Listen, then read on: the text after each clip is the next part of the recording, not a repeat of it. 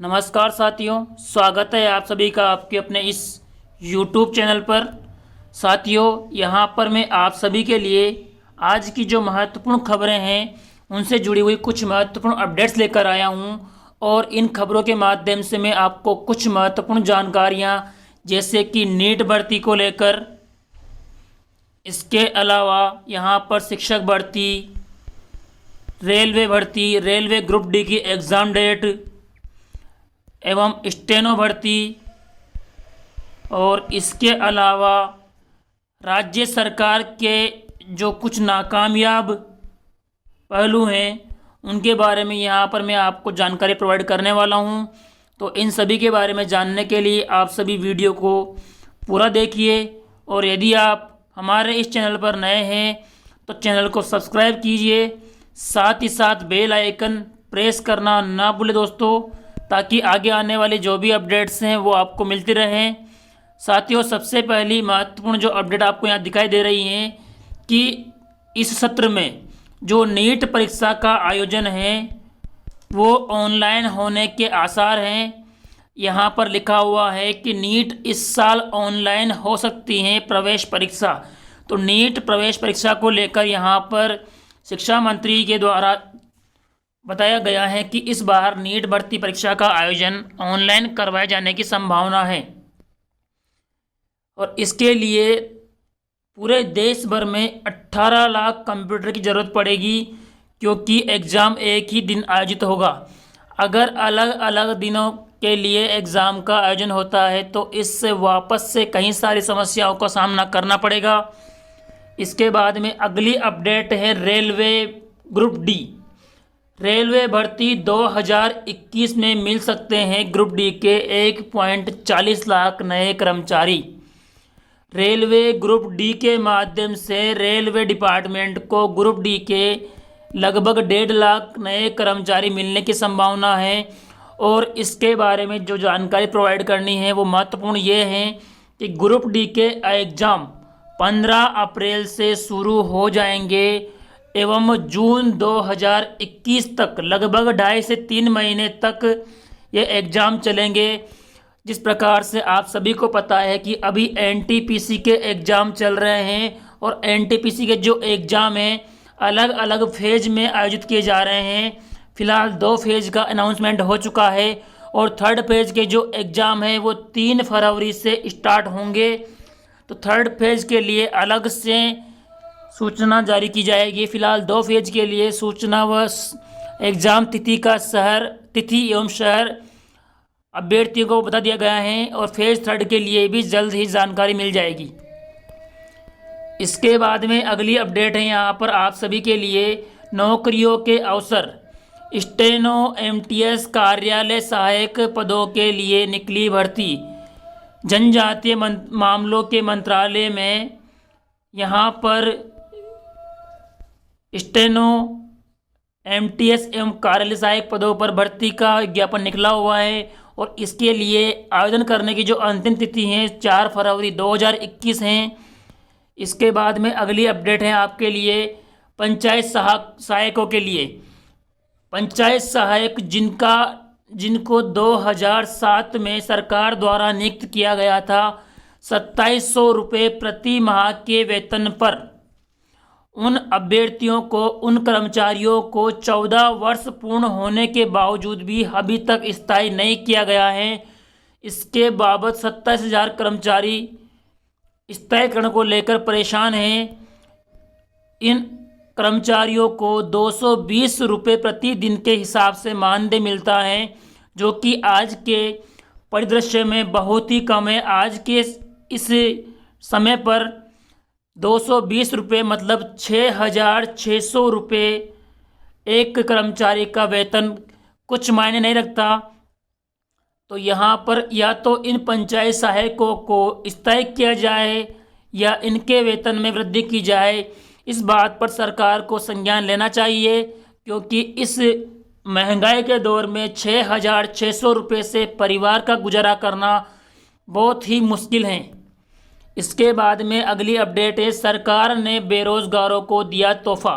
यहाँ पर तोहफे की बात इसलिए कही गई है कि शिक्षक भर्ती 2018 रीट शिक्षक भर्ती 2018 में अभ्यर्थियों को वेटिंग लिस्ट सूची के माध्यम से तोहफा दिया है। इसमें रीट लेवल टू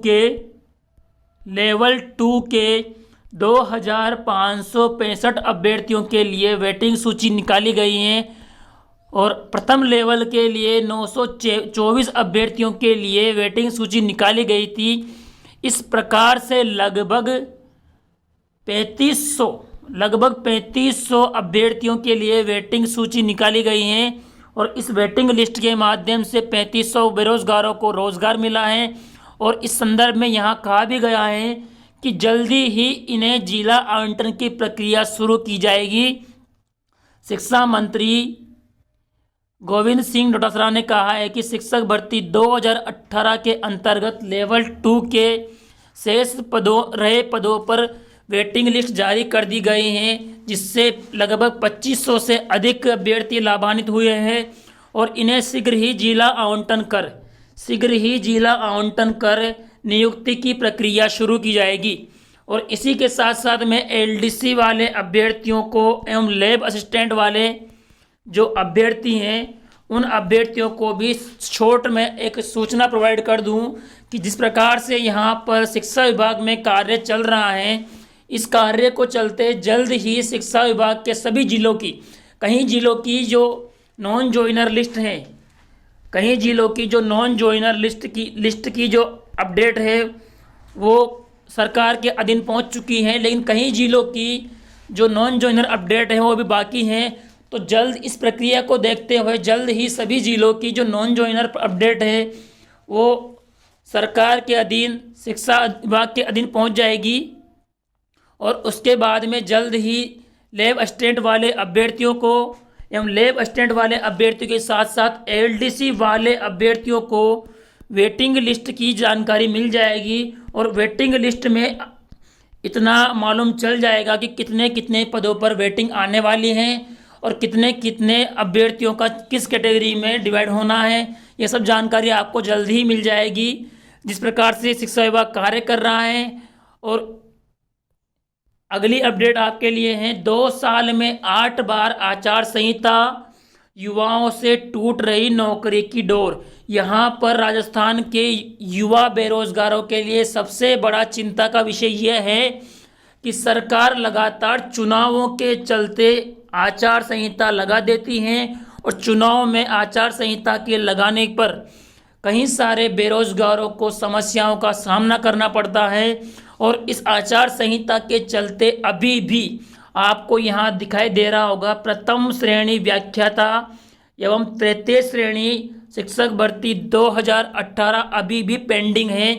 प्रथम श्रेणी व्याख्याता की अभी तो प्रथम ज्वाइनिंग होनी भी बाकी है और तृतीय श्रेणी शिक्षक भर्ती 2018 की वेटिंग लिस्ट के बारे में हाल ही में जानकारी प्रोवाइड की है, तो जल्द ही इन अभ्यर्थियों को ज्वाइनिंग प्रोवाइड की जाएगी। इसके अतिरिक्त और भी अभ्यर्थी जैसे कि पुलिस कांस्टेबल भर्ती परीक्षा भी स्थगन के मामले में उलझ गई हैं और इस संदर्भ में जिस प्रकार से अभ्यर्थियों की मांग थी कि मेरिट जिलेवार न जारी करके राज्य स्तर पर जारी की जाए, इस संदर्भ को लेते हुए हाई कोर्ट में याचिका दायर की और इस परीक्षा के परिणाम पर रोक लगा दी। इसके बाद में पटवार वाले अभ्यर्थियों को भी नई परीक्षा तिथि का इंतजार है, लेकिन जैसा कि प्रतीत होता है कि अगले आने वाले मार्च व अप्रैल के महीनों में एग्ज़ाम होने की संभावना कम है, तो फरवरी के अंत में या फिर मार्च के प्रारंभिक समय में पटवार भर्ती का जो एग्ज़ाम है उसका आयोजन होने की संभावना पूरी है। मैक्सिमम संभावना रहेगी कि फरवरी या मार्च में पटवार का एग्ज़ाम हो जाएगा। अगर नहीं होता है तो फिर आप सभी अभ्यर्थियों को जून या जुलाई तक पटवार एग्ज़ाम को लेकर इंतज़ार करना पड़ेगा, अगर फरवरी या फिर मार्च में एग्ज़ाम का आयोजन नहीं होता है। लेकिन सभी अभ्यर्थी दुआ करें कि जल्द ही आपका एग्ज़ाम हो, ताकि जिन जिन अभ्यर्थियों की तैयारी मजबूत है कम से कम उनको तो हाश न हो, क्योंकि तैयारियां लगातार मजबूत होने के बाद अगर एग्ज़ाम डेट एक्सटेंड होती हैं तैयारियां मजबूत होने के बाद अगर एग्ज़ाम डेट एक्सटेंड होती हैं तो मजबूत तैयारी वाले अभ्यर्थियों को नुकसान उठाना पड़ता है, क्योंकि वो अपने आप के अंदर से लूज हो जाते हैं और लूज होने के बाद में उनकी तैयारियां भी कमज़ोर पड़ जाती हैं। हालांकि जिन अभ्यर्थियों की तैयारियां अभी कमज़ोर हैं, उन कमज़ोर तैयारी वाले अभ्यर्थियों के लिए यहाँ पर एक अच्छा सबब है कि उनको टाइम मिल गया है। लेकिन ले दे के फ़ायदा उन अभ्यर्थियों को मिलने वाला है जिन अभ्यर्थियों की तैयारी लॉन्ग टर्म है। लॉन्ग टर्म वाले अभ्यर्थी ही इस तैयारी में अच्छा फ़ायदा ले पाएंगे। इसके बाद में अगली अपडेट है 10वीं पास बेरोज़गारों के लिए। 10वीं पास बेरोज़गारों के लिए 4,299 4300 पदों पर निकली भर्ती। ग्रामीण डाक सेवक के माध्यम से 4300 पदों पर भर्ती निकाली गई हैं और ये भर्ती 2 राज्यों में, जैसा कि आपको यहाँ दिखाई दे रहा है, कर्नाटक पोस्टल सर्किल में 2443 एवं गुजरात पोस्टल सर्किल में 1856 पदों पर। इस प्रकार से दोनों राज्यों में 4,299 लगभग 4300 पदों पर भर्ती का विज्ञापन जारी हुआ है। और इसके लिए संपूर्ण जानकारी आपको इस वेबसाइट पर मिल जाएगी, जो कि यहाँ दे रखी हैं appost.in। इस वेबसाइट पर आप देख लीजिए appost.in। इस वेबसाइट पर जाकर आप इस भर्ती की संपूर्ण जानकारी ले सकते हैं। और बेरोजगार अभ्यर्थी इस भर्ती के लिए अगर आप आवेदन करना चाहते हैं तो आपके पास अच्छा मौका है। काफ़ी सारे पदों पर भर्ती हैं, बस संभवतया ये बात आपके लिए हानिकारक हो सकती है कि ये अदर स्टेट में है, राजस्थान राज्य में नहीं है। लेकिन राजस्थान राज्य के अलावा जो अभ्यर्थी गुजरात राज्य के हैं या फिर जो अभ्यर्थी कर्नाटक राज्य के हैं, उन अभ्यर्थियों के लिए यहाँ पर अच्छी खबर है कि 4300 पदों पर एक बड़ी भर्ती का आयोजन किया जाना है। इस प्रकार से आज की जो महत्वपूर्ण अपडेट है मैंने आपको प्रोवाइड की है। और अगले 1-2 दिनों में जैसा कि मैं प्रयास कर रहा हूँ कि आपको रीट भर्ती वाले अभ्यर्थियों के लिए प्रतिदिन 20 क्वेश्चन एक टॉपिक से जो कि प्रीवियस एग्जाम में आए गए हैं, केवल हिंदी ग्रामर के ऊपर, हिंदी व्याकरण के ऊपर 20 क्वेश्चन प्रतिदिन मैं आपको वीडियो के माध्यम से सॉल्व कराऊंगा, जो कि प्रीवियस एग्जाम में आए हुए हैं। और उनके माध्यम से उन प्रश्नों से जुड़े हुए समस्त एग्जाम्पल एवं उनके डाउट्स और क्या क्या संभावनाएं बनती हैं, इन सभी के बारे में जानकारी मैं आपको प्रोवाइड करूंगा, ताकि आप सभी के जो कॉन्सेप्ट है वो क्लियर हो जाए। हालांकि सभी अभ्यर्थियों की तैयारियां चरम सीमा पर हैं, सभी अपने चरमोत्कर्ष पर हैं, तो सभी अभ्यर्थी लगातार अपनी तैयारी को जारी रखें और इस भर्ती परीक्षा में अपना पूर्ण रूप से, मेंटली रूप से अच्छे से योगदान दें, ताकि आपका चयन संभव हो सके। और आगे भी इसी प्रकार की जानकारियों के लिए आप सभी मित्रगण हमारे साथ जुड़े रहिए। धन्यवाद दोस्तों।